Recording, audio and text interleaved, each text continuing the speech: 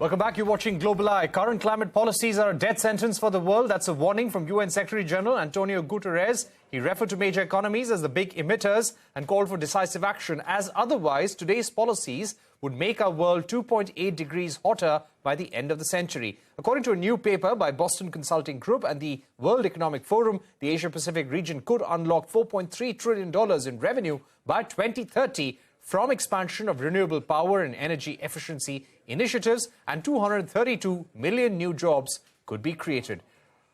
Now, for World Earth Day, we discuss what could be some of the immediate focus areas for the Indian government to mitigate the impact of climate change and also the economic opportunity for the private sector.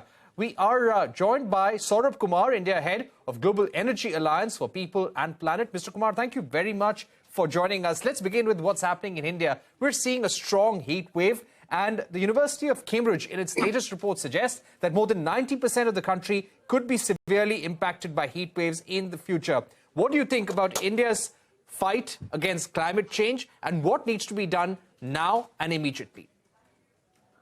Thank you for inviting me. Yes, we have been seeing this inclement weather, whether it is the floods or the storms.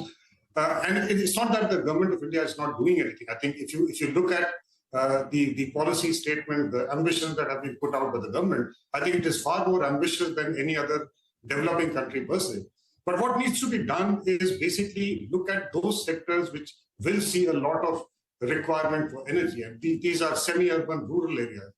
How can we shift the action there to renewables rather than on fossil fuels? So a large part of our effort to support the government will be on basically adopting energy efficiency and also decarbonization of the rural sustainable development. And that's where our current focus is. The second area that needs immediate attention in terms of climate action is transport, electrification of transport. While railways is on track for decarbonization by 2030. I think the public transit area, getting to e-buses, two-wheelers and three-wheelers, and also, more importantly, charging these vehicles using renewable energy are immediate steps that need to be taken. And I think every one of us in this area and also otherwise agree that this is a climate emergency and we have to act fast, we have to act at scale, and this is what our ambition as GR in India and also globally is.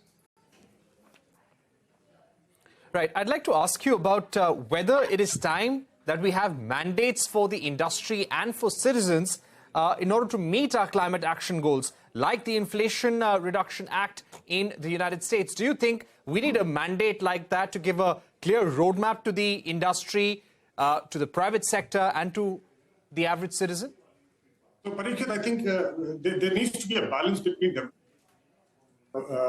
We need to do. If you recollect, about 10 years ago, the government of India already has given targets to high energy consuming industries in terms of reduction of specific energy consumption, and that program has been going on extremely well. Also, many states, if you look at incentives and policies for electric vehicles, I think they are among the best and cutting edge as far as the world is concerned.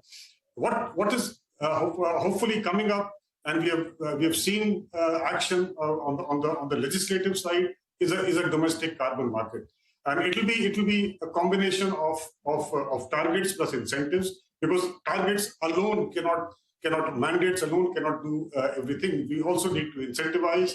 There is need to be a larger flow of climate finance into this area. And also necessary that we must have a low-cost, sustainable finance to make sure that people make the right choices. So I think these are two, three important steps that have already been taken, and we are well on course, at least in the industrial decarbonization space, to reduce energy consumption in a very big way. Mr. Kumar, my final question, and this would be, what can the average citizen do? Now, we're talking about World Earth Day. Every year during the World Earth Day, we make pledges as citizens. India is taking the Lifestyle for Environment mission across the country, and we may hear some announcements on that front as well. But from what point of view, what can average citizens do on a daily basis to help as far as the climate crisis goes? I think number one, I think what Mission Life has brought to the fore is that climate is not just government's agenda. It is everyone who needs to contribute. What can we do? Simple little things. As far as electricity use is concerned, use efficient equipments. Make sure that you conserve electricity as much as possible. When you come to transport, can we shift to public transport? Can we do pooling? So the wasteful expenditure on electricity, on energy, needs to really come down very significantly. And that's where I think each one of us, not just the government, each one of us have a liability, responsibility to contribute to reversing